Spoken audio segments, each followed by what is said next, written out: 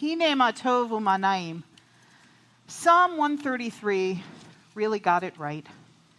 How good it is to look out at your beautiful masked faces. How good it is to know that hundreds of you are joining us from home. Nay, I say thousands. How good it is to be together. Temple Road of Torah and Temple Sha'arei Emet. One community celebrating the holy days this year. Just for a moment, just sit, take a breath, and enjoy this goodness. Goodness is not perfection. Goodness isn't the absence of challenge. Goodness is the blessing we find even in the midst of imperfection. And there is so much goodness here. As we start the new year 5782, never has a new year been so new. We are reopening our temple and our religious school after a year and a half of being online. And we are integrating two very vibrant, warm Jewish communities into one. As the new year begins, we open the Sefer Chaim, the book of life, and we start writing a new chapter. Now, traditional theology reads this book of life as though it is a kind of ledger. Make good choices, do tshuva, perform mitzvot, and you get another year. But you and I both know that's simplistic and in the end disappointing, because we know good people who do tshuva and perform mitzvot and make good choices who don't always make it to the next year. So what if we understand it metaphorically? Consider the phrase and play with it for a little bit. Sefer Chaim, book of life. The word sefer, meaning book, something that's filled with stories or history. And Chaim, a really interesting word in Hebrew because it is plural. When we translate it into English, we use the singular life, but Chaim means really lives, something teeming with life. Encapsulated in this word is all life, individual life, animal life, the life of our planet. So many little lives interconnected to make Chaim one big living life. Because we all matter and we are all responsible one for the other. It's kind of like that old New York telephone commercial. We're all connected. And at Rosh Hashanah each year, we open the book and peer into it and read and reflect, and then we consider what comes next. What will we fill into these blank pages? This year, we will write a new story, a story of our lives as a community coming together. As we start creating the chapters of our new Jewish community by bringing Rodef Torah and Shari Emet together, each of us comes with a rich history. Temple Shari Emet was founded in 1966 at a time when young Jewish families were moving into the area, and there were only conservative or Orthodox synagogues here. Reform Judaism had not yet arrived in the area, so Freehold native Bernie Wagner of Bill's Plumbing Supplies was looking for something different. He put an ad in a local paper inviting those who might be interested to discuss creating a new Jewish community. And about 25 curious Brooklyn Bronx transplants met at the Trotters and Pacers, who knows what that is now, the All Seasons Diner, to discuss creating an alternative for their families. Some of them had minimal Jewish education, some could read a little Hebrew, but they all shared a desire to create a new Jewish community together. Wandering like nomads for a while, meeting in the basements of various private homes, they met at the First Presbyterian Church in Englishtown, the Clark Mills Elementary School, and the Carver Nursing Home in Manalapan, and they were successful. Their first high holiday services were held not at a high school, but at Coos Brothers Furniture Warehouse in Freehold. 23 children between the ages of 5 and 10 all met together in a one-room schoolhouse in the basements of two volunteer teachers, Mrs. Whitehouse and Mrs. Tinkler, both still members of the temple. In February 1966, 9 couples filed a corporate certificate in Trenton and chose the name Gates of Truth, Sharei Emet in real Hebrew, or Sharei Emeth, as we like to call it in New Jersey. And this was the name of their new synagogue. And with this, Sharei Emeth began to grow. By 1967, we needed more space, so Kevork Hovnanian donated 3.5 acres of land on Craig Road in Manalapan. Construction of the new synagogue began, and in April 1970, the building opened. With the help of the UAHC, now the URJ, the Reform Movement's umbrella, Sharei Emeth procured prayer books, a Torah, and rabbinic leadership. And a year later, Rabbi Philip Schechter was hired, and he led the community for 29 years in partnership with Cantor Wayne Syatt, who served for 42 years. And he's the reason that Sharei Emeth was always known as the singing congregation. Sharei Emeth grew and thrived, and in 2003, I inherited this wonderful legacy, and I came to serve the community. And in 2017, I was joined by Cantor Wally, my partner in Judaism. Along the way, as numbers grew, Sharei Emeth could no longer accommodate the growing community, and for a while, we stopped taking members. And I apologize because I heard that wasn't done so nicely, and I am very, very sorry. And so, in October 1980, Joan Hollander and Marilyn Abrams put up a sign in Foodtown, the only real nearby supermarket at the time, expressing their interest in starting a new Reform congregation. Approximately 35 to 40 people showed up at the initial meeting, which was held at the Central Mall in Morganville. In the summer of 1981, approximately 20 families began building this new Jewish community. They celebrated Shabbat services in people's homes, studied Jewish history and Hebrew, and they joined together for social events and Jewish holidays.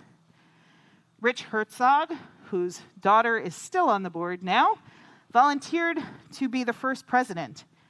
And the UAHC, now the URJ, provided information to the group, and they drafted a charter.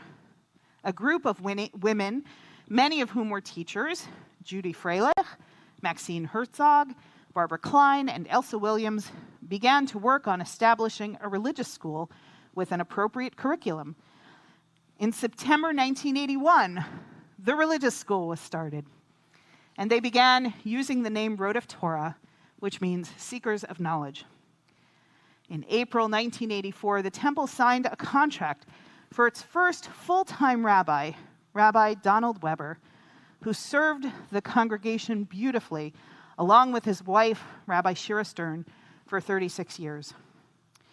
In August 1986, the temple purchased 7 acres of land in Marlborough, and 4 years later, in 1990, the Torahs were finally brought into the sanctuary, and the congregation helped put up the mezuzah on the front door, marking the building's official dedication. I hope you were paying attention, because it is amazing to notice the gorgeous similarities between our histories. In our origin stories of our communities, we see the need for progressive Judaism, an invitation for strangers to meet and become friends, the intimate beginnings in the homes of volunteers, the naming, the founding, the building, the hiring of clergy, the support and guidance of the UAHC, now the URJ, the Reform Movement, the fact that Road of Torah was born out of a need that Sharei Emeth could no longer fulfill. There is so much commonality here. It is amazing that for so many years we have been just a few miles apart, and yet we might as well have been in New York and California. But these foundational creation stories, our books of life, they teach us that we really share so much. And now we get to start sharing wonderful traditions. If you haven't already participated, there is a beautiful Leiled Shabbat morning minyan. Sharei Emeth was never able to open an alternative service for those who might be looking for something different than the B'nai Mitzvah service on Saturday mornings. And now together, we have a small minyan that is both in person and online in the Moadone, which when you come in the building, turn left, every Saturday morning after Torah study at 10 a.m. The minyan came to Shari Emeth this summer, a friendly group, and it's a really beautiful way to start your Shabbat morning. And if you don't want to get out of your pajamas, you can join online. Pop in, see what it's all about. Rodef Torah has done tremendous work surrounding social action and advocacy. And even before the merger, we began working on advocacy work together. And because of this partnership, a meet and greet was sponsored this summer with Senator Thompson. And then we were also able to coordinate meetings with Senator Menendez and Booker as part of RAC New Jersey. Now, Tamima mentioned it before, but I have been told that Rodef Torah held a High Holy Day food drive that was extremely successful, and that Rabbi Weber would drive to shul on Yom Kippur with so much food in his car that he could barely see out the back window. What an incredible tradition, one that we are going to sustain. And so I want to, again, reinforce, take a bag on the way out, or if you're out there in your own living room, bring your bags from home. Bring as much as you can. I want this year the challenge to be that Open Door should make at least 10 trips to bring all of that food to the food bank. Open Door will be here at the high school all day collecting on Yom Kippur, or you can drop off your bags at the synagogue. Now, as a bigger community, we have more ability to sustain Open Door and also fulfill by scheduling a second donation during the year. Imagine the impact that we can make together on hunger in our neighborhood. And let us not forget the beautiful Rodef Torah Rock Shabbat. We've had one together so far. We're all ready to have them throughout the year, once a month. How exciting that we will now bring modern Jewish musicians to jazz up Shabbat in new and exciting musical ways. How exciting to begin by having Cantor Levine join us as our artist in residence this year. And in October, she will be having a very special Shabbat as our artist, leading us in prayer.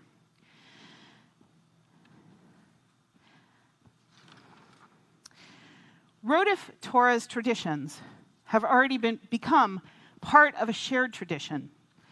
And Shari Emeth will bring new traditions too. There is a very rich lifelong learning program with a regular Torah study on Wednesday at 11 and Saturday at 9, as well as a fascinating Sunday series once a month offering a variety of speakers and entertainers. And this year will be the biannual Rabbi Philip E. Schechter Scholar in Residence Weekend. In 2022, the Reform movement will celebrate 50 years of women rabbis. In 1972, Rabbi Sally Priesand, my rabbi growing up, was the first to be ordained, and she will celebrate 50 years in the rabbinate.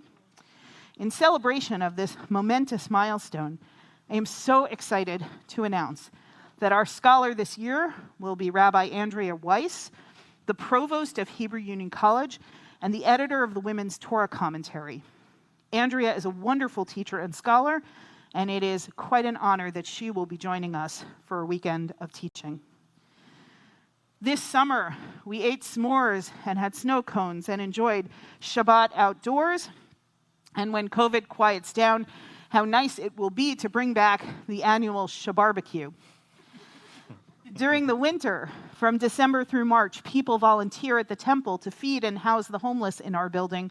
For more than 10 years, Shari Emeth has partnered with EHAP, the Emergency Housing and Advocacy Program, to ensure that no one has to sleep in the cold.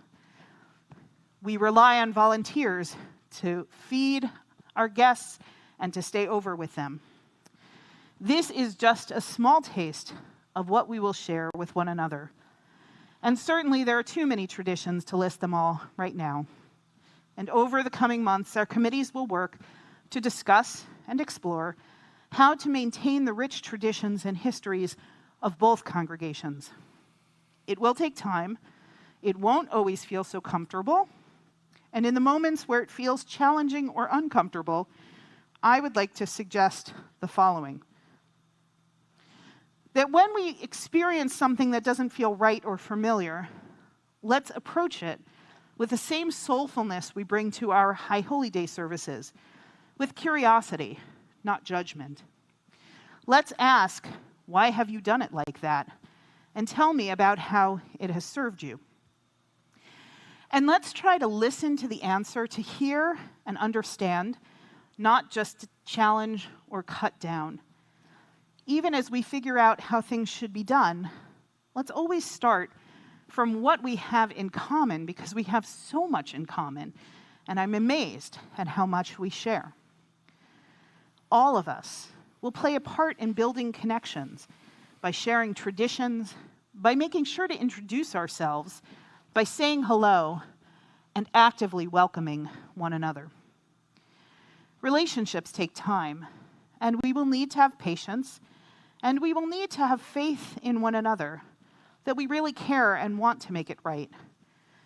We are all here for the sake of Jewish community, and there is a true excitement about our joined story. But there's also challenge.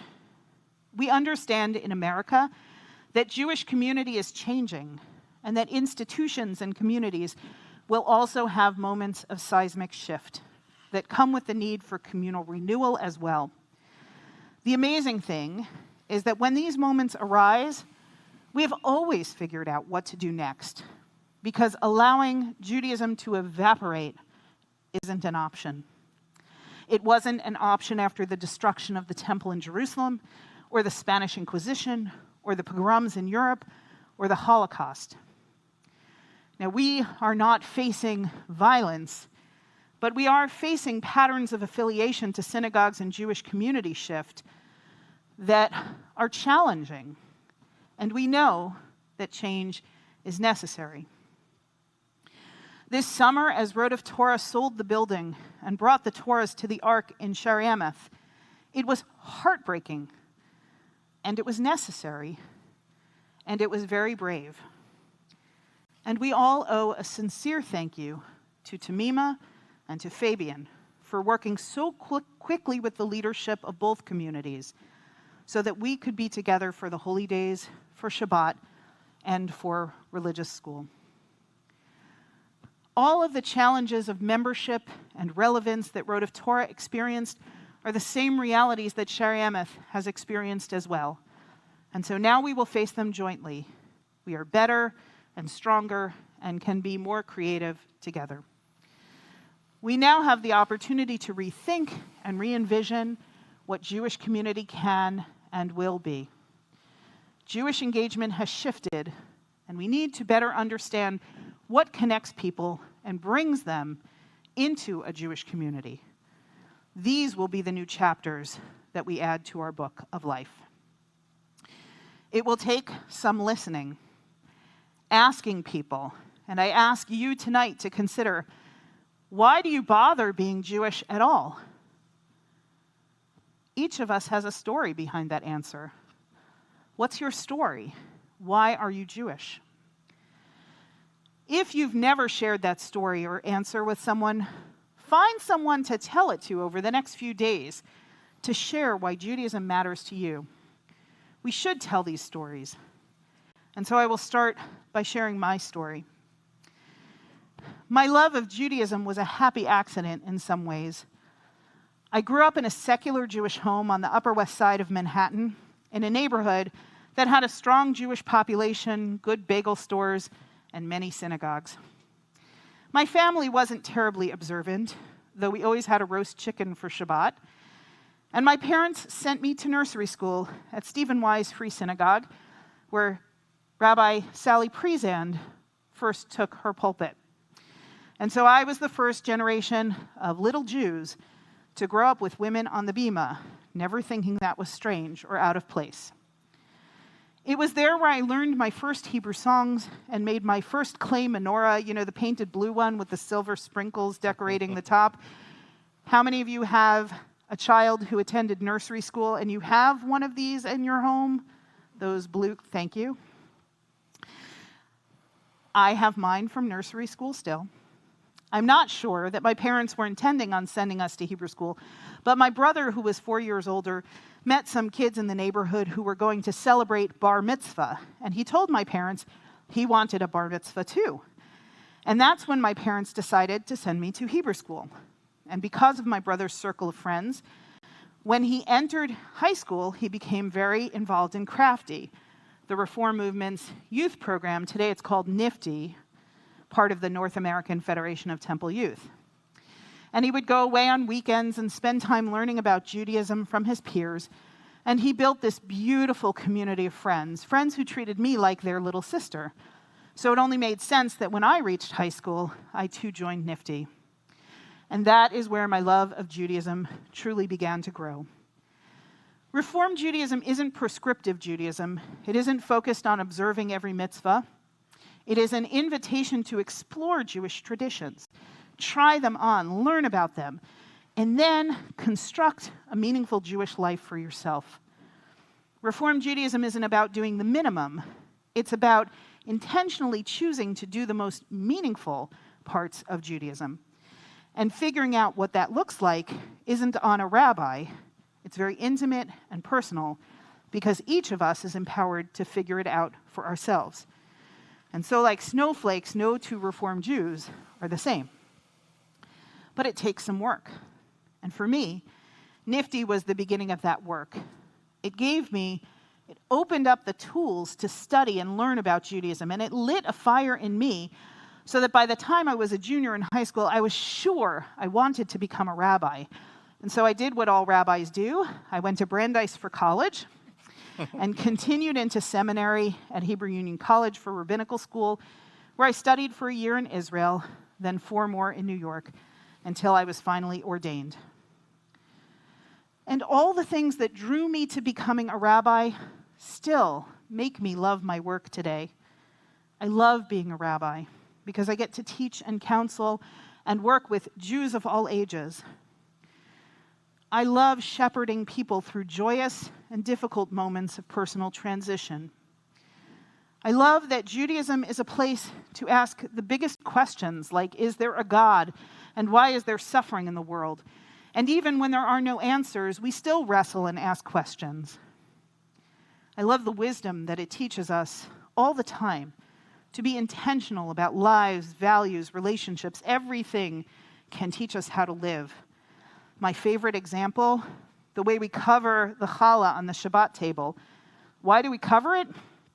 Because it's the last thing to be blessed on the table before we eat. And we don't want its feelings to be hurt. And you might ask, since when does a big loaf of bread have feelings? And it doesn't. But if we are sensitive to the feelings of a loaf of bread, then how much more so can we be sensitive to the feelings of the people around the table? It's a small symbolic act that teaches kindness and compassion. I love the holidays and the opportunities that they give us to celebrate freedom and count our blessings. They bring us together with family and friends to make beautiful memories that will endure. I love that Judaism cares about social justice and welcomes the stranger and knows that the worst thing we can do ever is to become indifferent to the struggles of the world. I love the wisdom of the rabbis, the grit and ingenuity that has allowed us to survive as a people for over 2,000 years. And I love that even when we try to give up on Judaism, it does not give up on us. As the Yiddish poet Jacob Glatstein wrote, "Inside me sits the soul of an ancestor who summons me back." I just love Judaism. And that's why I became a rabbi. And I was lucky that Judaism was open to me in a very personal and meaningful way. And I also understand that this isn't the case for all Jews. Some never have the opportunity to delve deeper. And so Judaism may not be a compelling choice. As our community grows, the most important thing we can continue to do is to provide opportunities for people to experience Judaism in a way that is relevant, enriching, and meaningful to them. Over the next years, let's explore our stories together. This year, I will be hosting a class once a month based on Sarah Hurwitz's book, Here All Along. We will explore a new chapter each month, Thursday nights at 8:15 on Zoom. You'll get information to sign up. And it'll be on Zoom, so you can come in your PJs, and you don't have to schlep anywhere or find childcare for your children. And it's open to anyone who would like to join the discussion. All are welcome. We'll record the sessions, and you can come to whichever ones you're interested in. Come to all, come to some. It will be a lovely way to dig deeper into the richness and meaning of Jewish traditions. Road of Torah and Shari Emeth have always made that the mission, to be a center for living and loving Judaism, a place where the fire of Jewish tradition is kindled in the soul of every Jew who walks through our synagogue doors. That is the sacred work that we will now do together. So as we step into a new year, pen in hand, blank pages before us, rereading our past, ready to create new stories, the personal ones we write of our individual lives and the ones we write as community, all interwoven, all part of the beautiful story of the Jewish people. Our prayer at this moment, that whatever we create, may it be not just a Sefer Chaim, but a Sefer Chaim Tovim, a story of good lives. Together, we can fill the pages with words and wisdom that will inspire, uplift, and guide us as we make our way into the new year 5782 and beyond. Shana Tova. Shana Tova.